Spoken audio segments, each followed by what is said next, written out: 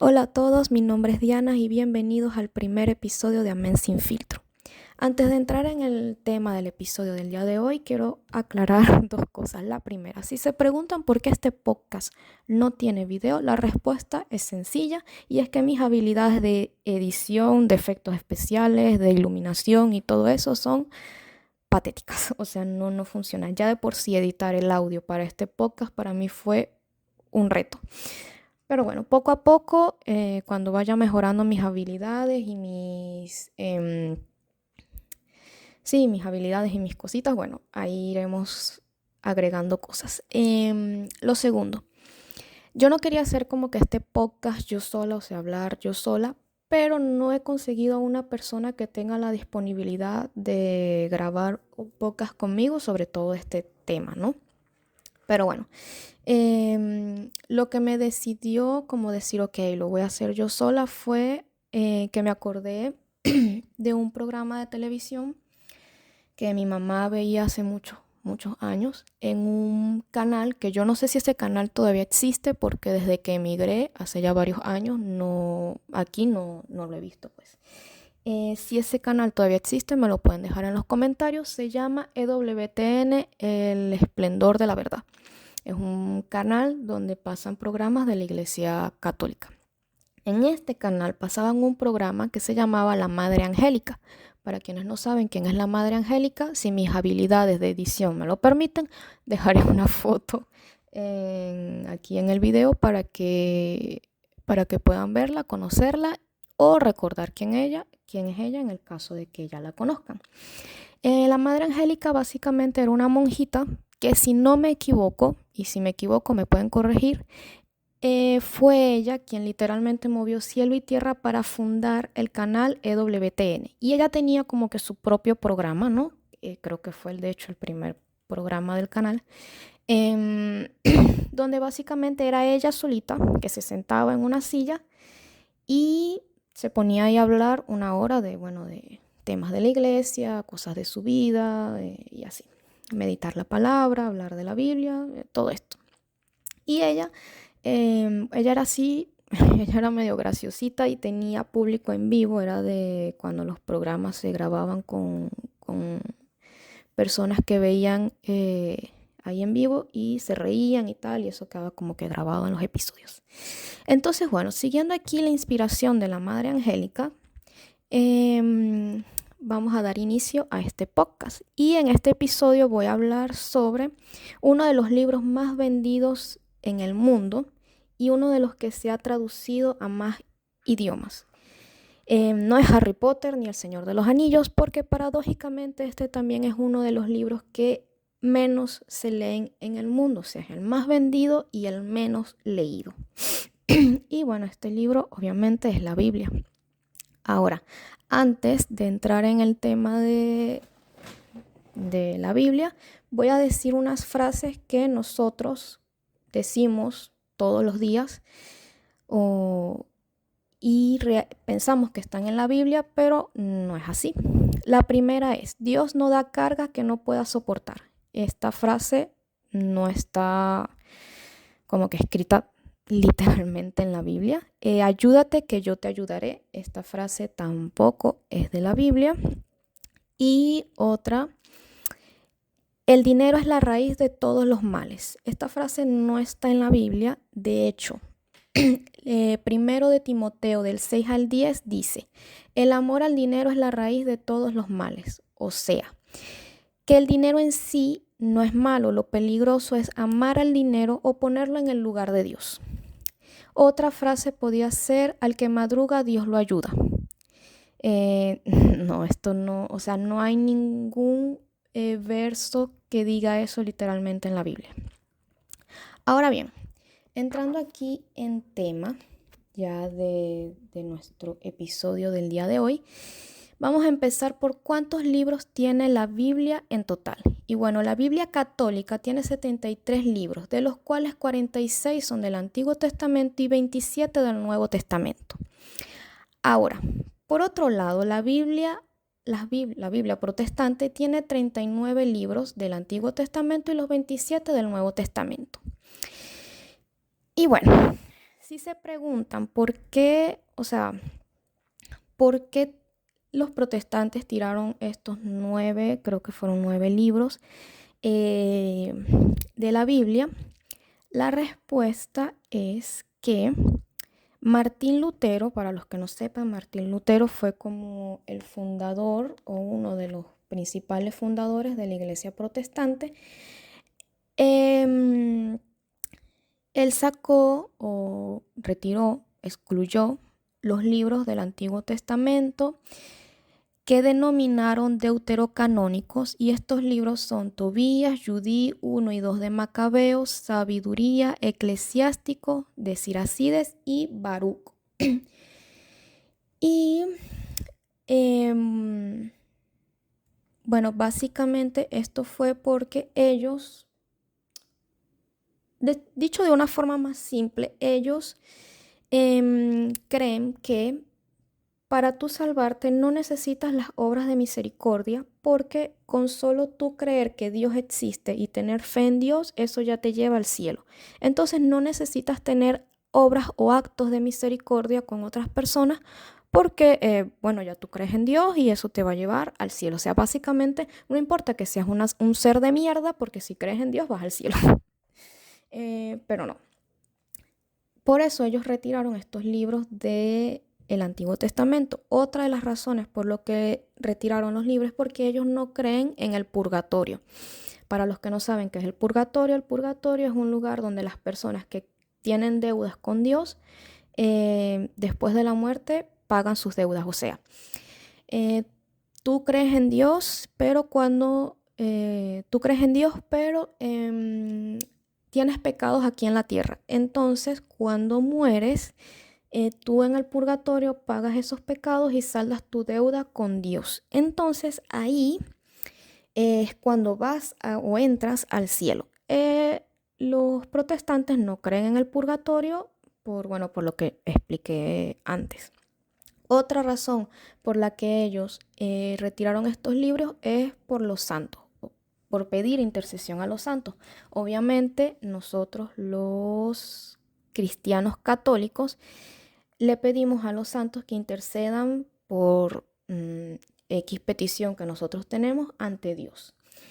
Ellos no creen en esto porque, a ver cómo yo explico esto. Nosotros los cristianos no es que creamos que los santos tienen igual poder que Dios o los colocamos de primer lugar. No. Cuando nosotros pedimos a un santo que interceda por nosotros, es como cuando tú quieres ir a una fiesta y sabes que tu mamá no te va a dar permiso al menos de que vaya sutanito, o sea, un amigo que tú tienes que tu mamá le tiene mucha confianza. Vamos a ponerle Marisa. Marisa, si va Marisa, tú sabes que tu mamá te va a dar permiso de ir para ese lugar, para esa fiesta. Entonces tú le dices a Marisa como que hable con tu mamá para que te dé permiso.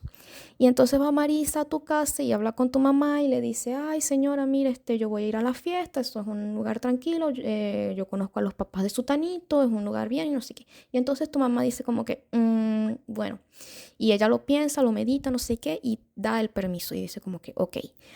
Pero realmente quien da el poder o el permiso es tu mamá. Si tu mamá igual dice que no, tú igual no vas a esa fiesta. ¿Sí me entiendo? Sí me entiendo, o sea, es más o menos así. No es el santo que tiene el poder de conceder el milagro o la petición, es simplemente que Dios acepta, o sea, él va y habla con Dios, no sé, me imagino yo que es algo así, y Dios dice sí, ok, está bien, y a través de ese santo, con el poder de Dios, es que se concede el milagro o lo que le pedimos. Algo, bueno, así me lo imagino o lo entiendo yo de esta forma.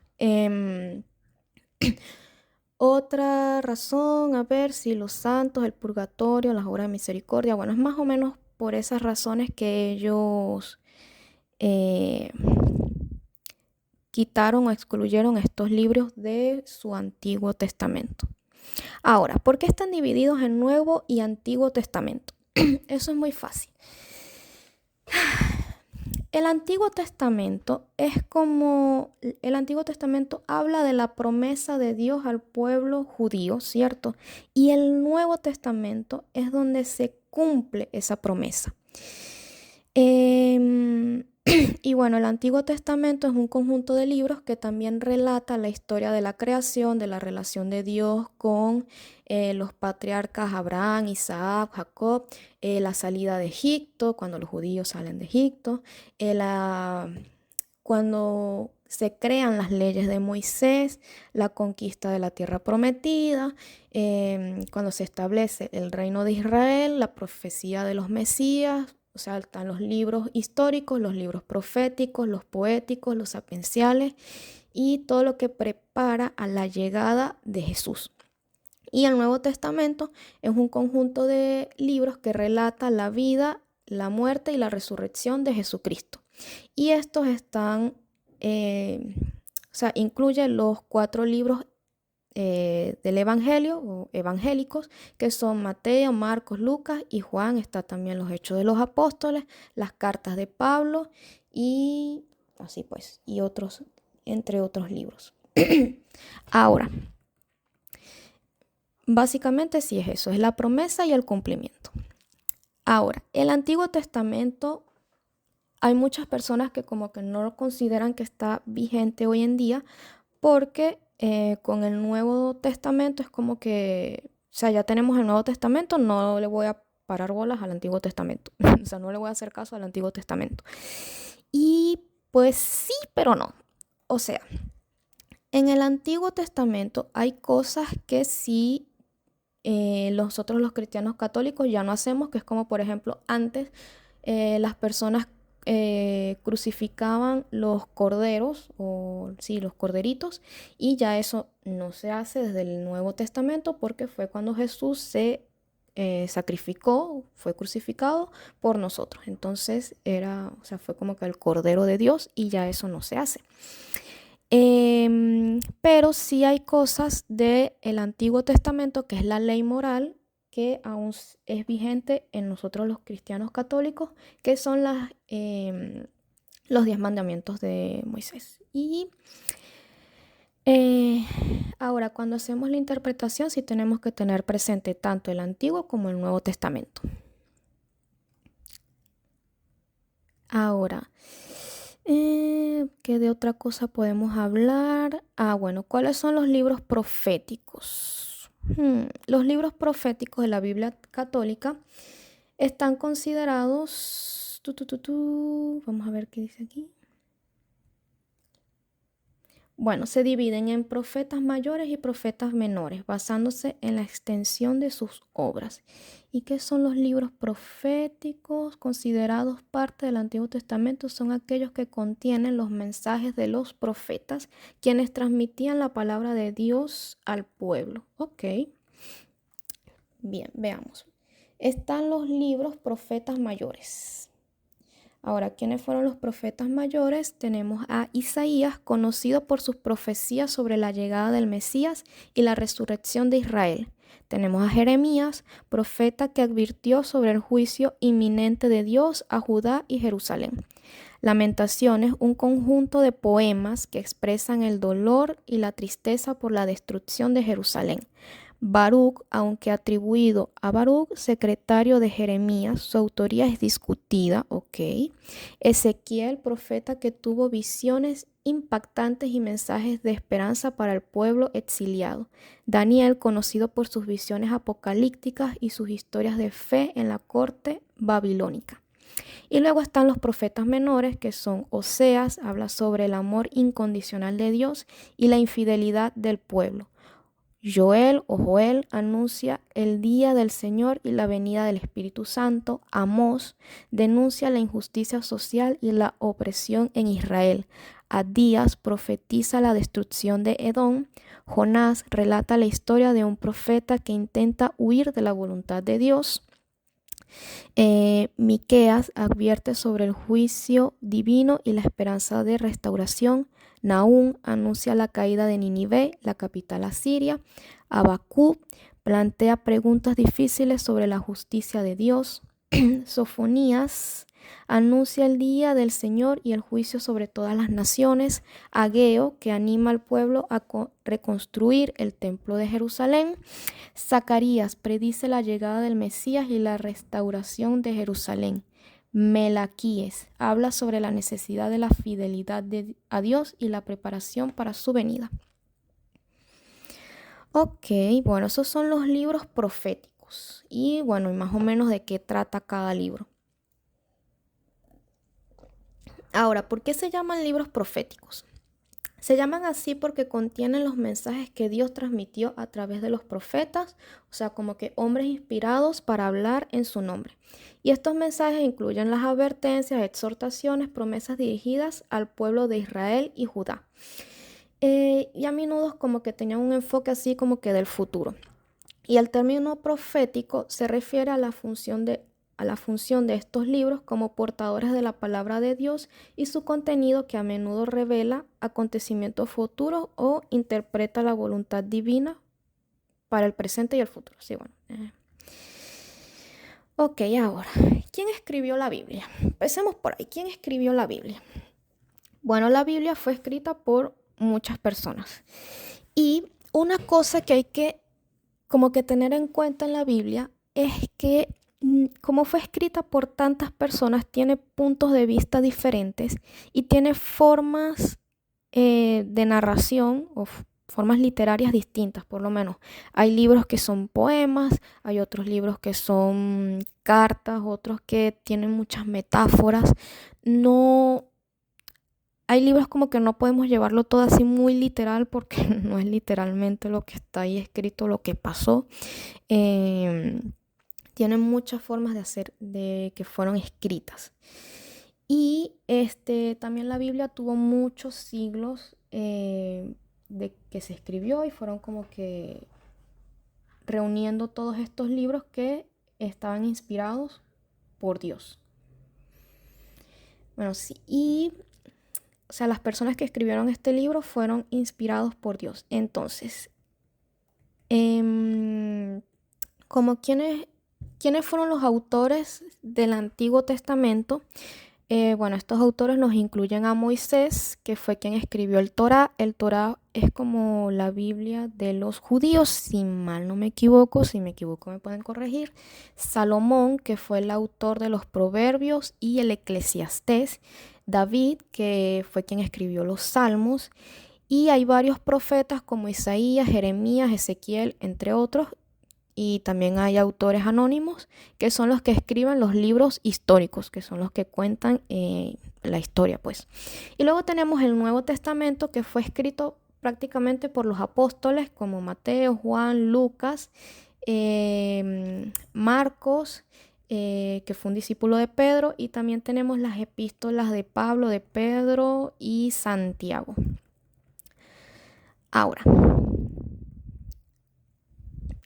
¿cómo se considera la autoría en la Iglesia Católica? O sea, ¿cómo la Iglesia Católica dice, sí, ok, estos libros pertenecen a la Biblia? Y bueno, esto tiene que ver con que la Iglesia cree que Dios actuó a través de los humanos y los inspiró para que escribieran estos libros. O sea, con el mensaje que Él quería que se transmitiera. Y aunque los autores eran inspirados por Jesús, ellos como que tenían sus propias perspectivas y contextos culturales de lo que iban a escribir, pues. Y la Iglesia Católica siempre enfatiza, ¿no? Como que la Biblia, tanto el Antiguo como el Nuevo Testamento, fue escrito bajo la inspiración del Espíritu Santo. Y bueno, como resumen, es simplemente un libro que escribió mucha gente y que fue inspirado por el Espíritu Santo, pero el autor principal es Dios. Ahora,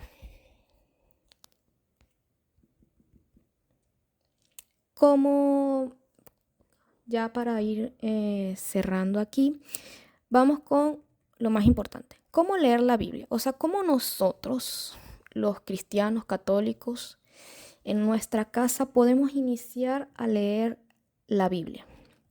Yo aquí les tengo como que unos tips, si tienen un lápiz o si tienen lápiz en el teléfono, no sé, pueden ir anotando estos tips que los pueden ayudar. Bueno, lo primero que tenemos que hacer es invocar al Espíritu Santo.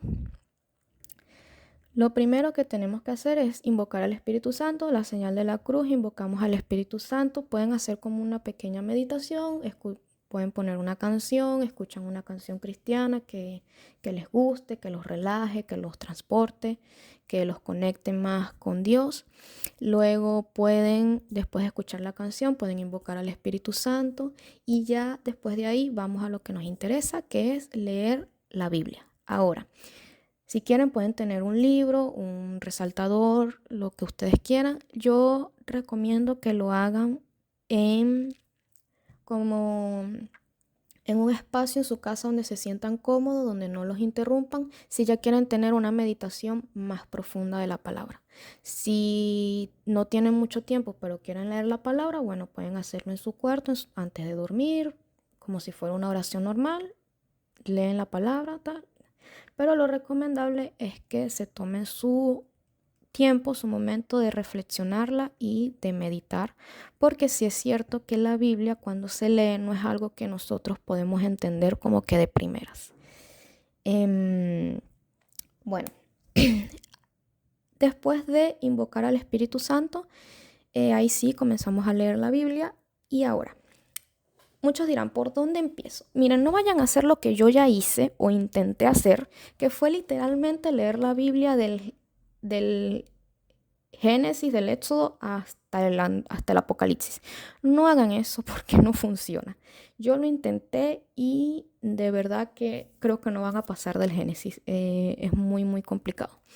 Ahora, si se concentran solo en leer un libro, o sea, como que digo, yo voy a leer este libro, leen todo ese libro y luego pasan a otro, es mejor y es más fácil. Pero ahora yo les voy a decir como por qué libro pueden empezar. O sea, primero pueden ir por este libro, luego por este y luego por este. Entonces, mi recomendación es empezar, primero comiencen con los evangelios de Mateo, Marcos, Lucas y Juan, porque son la base de conocer a Jesús, o sea, su vida, sus enseñanzas y su obra redentora. Entonces eso es como que leen la Biblia y comienzan a conocer a Jesús. Después de que terminen esos 4 libros, pueden ir a explorar los Hechos de los Apóstoles, que los Hechos de los Apóstoles también está en el Nuevo Testamento. Y en este libro narra los inicios de la Iglesia Católica y la expansión del cristianismo después de la ascensión de Jesús, o sea, después de que Jesús murió y fue al cielo. Entonces, en los primeros libros conocen quién es Jesús. Y en el segundo libro, que en los Hechos de los Apóstoles, conocen cómo se fundó la Iglesia Católica. Después de ahí se pueden adentrar a las cartas del Nuevo Testamento, que son las cartas de Pablo, Pedro, Juan y Santiago y Judas, que ofrecen como que enseñanzas y consejos prácticos para nuestra vida cristiana. Ese sería el tercero. Ahora el cuarto sería descubre el Antiguo Testamento. O sea, después de leer el Nuevo Testamento, van a echar para atrás en la Biblia y van a ir al Antiguo Testamento y van a comenzar, ahí sí pueden comenzar con el Génesis, con el Éxodo. Y luego de ir del Génesis y el Éxodo, pueden ir con los libros proféticos que son los Salmos o los Proverbios. Y finalmente terminan con los libros proféticos que fueron los que les hablé al inicio de los profetas mayores y los profetas menores. Y luego pueden ir, pueden buscar como que ayudas y recursos. O sea, ¿a qué me refiero con esto? Si no entendieron una lectura o se les hace más difícil un libro que otro, hoy en día existen en YouTube 1.000.000 de padres que meditan la palabra, pueden buscar literalmente la palabra y ahí les va a aparecer meditaciones y todas estas cosas y eso los puede ayudar. Otra cosa, lean con mucha atención. Si no entienden un versículo, si no entienden, léanlo varias veces Quédense en silencio, escriban la palabra que más le llamó la atención, la oración, el versículo, lo que sea, lo escriben, lo anotan y así no lo entiendan en el momento, puede ser que lo entiendan unos días después, no hay nada. Y bueno, si no es algo que pueden hacer todos los días, porque yo entiendo que lleva mucho tiempo, pueden hacerlo una vez a la semana, cuando tengan tiempo o cuando creen que necesiten acercarse más a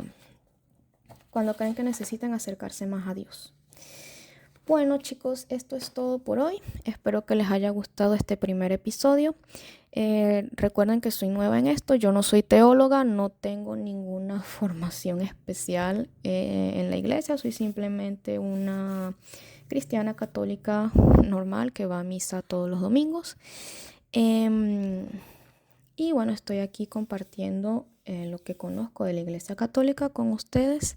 Espero que les haya gustado. Si tienen alguna crítica constructiva o algo que quieran que mejore, pueden dejarlo en los comentarios. Pueden seguirme en Instagram como Amen Sin Filtros Podcast. Voy a estar publicando los episodios de 15 en 15 días, o sea, una semana sí, una semana no sé. Si el canal mejora o avanza, bueno, ya puede ser que publique episodios todas las semanas. Veremos cómo evoluciona. Espero que les haya gustado y hasta la próxima.